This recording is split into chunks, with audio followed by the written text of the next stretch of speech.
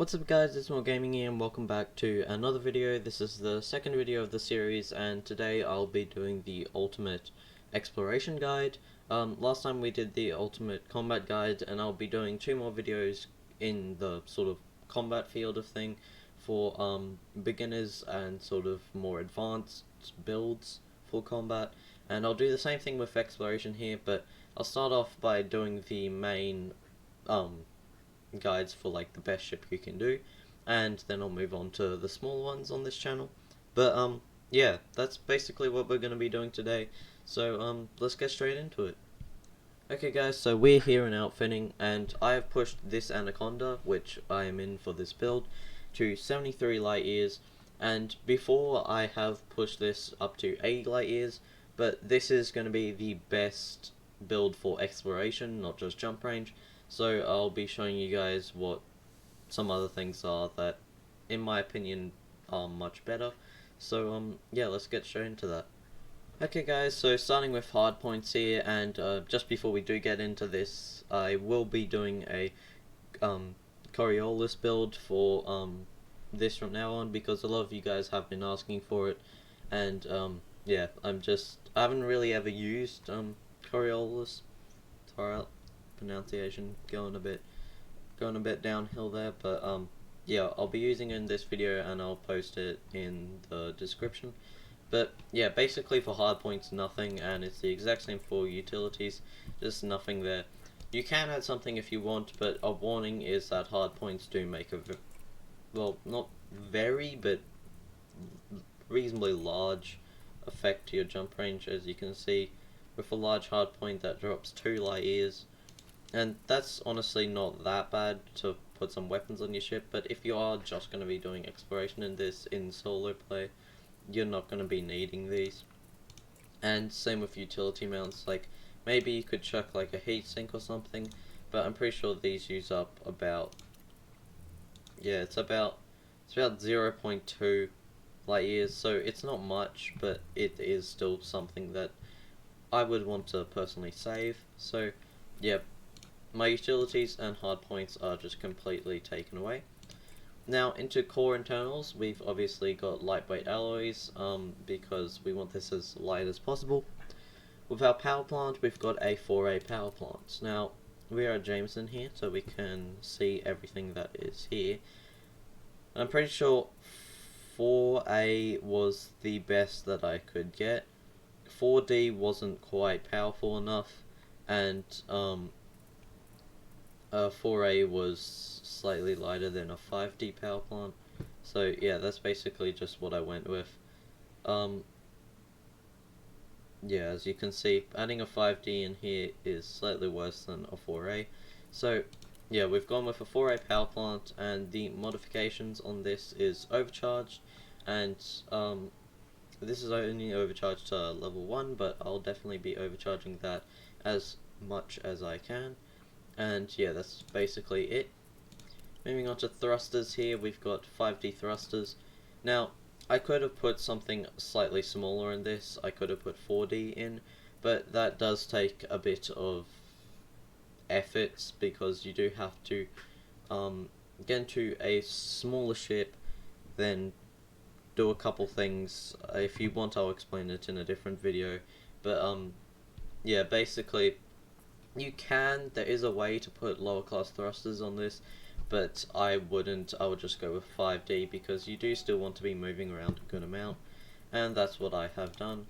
And then obviously for the modifications over here, I have stripped down and clean drive turning both to decrease our mass, keep the jump range as high as possible, while also getting, of course, better thrust, and then strip down as an experimental, just to get that extra little bit. Now frameshift drive, obviously 6A frameshift drive for the best possible, and then modifications is grade 5 increased FSD range plus mass manager, just to get as much jump range as possible. And I'm pretty sure if I was to put something like a normal 6A in here, non-engineered, that drops our jump range by 23 light years, so it is a very large difference. Now, moving on to life support. We cannot modify life support at all inside the bubble. We need to go all the way to Colonia for that. And I have not actually ever gone to Colonia, so I might make a video on doing that sometime in the future. But for now, I've just got 5D life support. Basically, you can't get anything smaller than class 5, and D rate is obviously the lightest, so that's what we've gone with. Now, with power distributor, we've got 7D. You can put a 1D power distributor in here if you want and gain 3 light years of jump range. However, you will be going extraordinarily slow and will be incapable of boosting. I was doing some tests, I was constantly going up with the D-rated, going as high as I can, and 7D power distributor seemed to be the highest or lowest class power distributor that is D-rated that will allow you to actually boost. There's a chance, I haven't done too much experimenting with this, there's a chance putting something like maybe a 4A or a 5A power distributor might also allow you to boost. Engine capacity is slightly lower on a 5A power distributor, but this power distributor isn't engineered. I will engineer it in the future, but yeah, I'm not.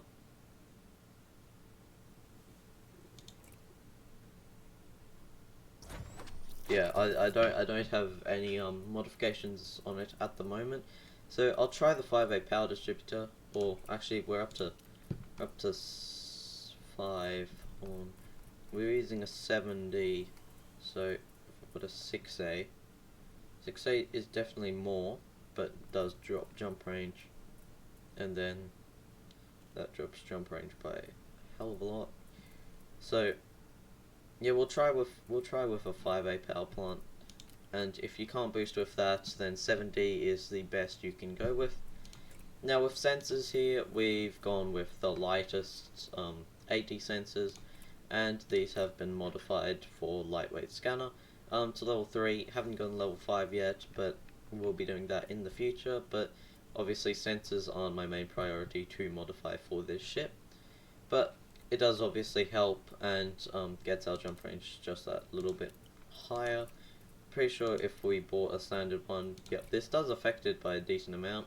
That drops the jump range by about 1 light year, something like that. Actually by a whole 4 light years, almost. And then our fuel tank here, this is the first time fuel tank has actually mattered. Basically we've got a capacity of 32, which is the standard, but a fuel tank, it doesn't actually show up here, does make a huge difference. Now, the lowest you can put in for this Anaconda to be able to make full jumps, full use of your jump range, is a 8 capacity fuel tank. This will increase your jump range by I think about 2, maybe 3 or 4 light years. I'm not too sure, but I've put this 16 capacity in just to be safe, just in case I do jump to a star that I can't scoop from, because if you're using this, every single jump you make, you're going to need to fully refuel your full fuel tank.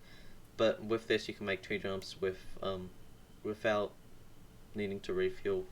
So this I would take just so you can make that emergency jump to a nearby system if you need. And that's basically our core internals done. So let's move on to our optional internals. Okay guys, so here in optional internals, we've got basically everything fitted, and I'll explain exactly why. Starting off here with our 7 slots, I have put a fuel scoop, 7A fuel scoop. This costs, I'm not too sure, but it costs a really large amount.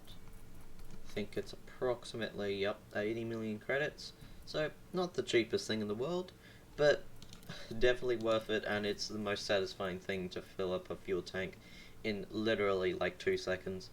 But yeah, moving on with the rest of our 6 class slots, there's nothing we can really put in here for exploration, so I've just put cargo racks in.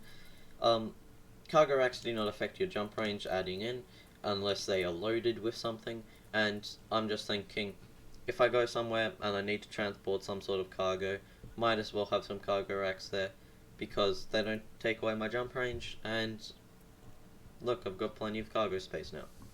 But moving on, for the start of our 5 class slots, we've got the frameshift drive booster, the guardian frameshift drive booster, obviously class 5, 5H to get us the most jump range out of this. This thing gets us like 10.5 light years of jump range. Yep, as you can see there, it's approximately 10.5.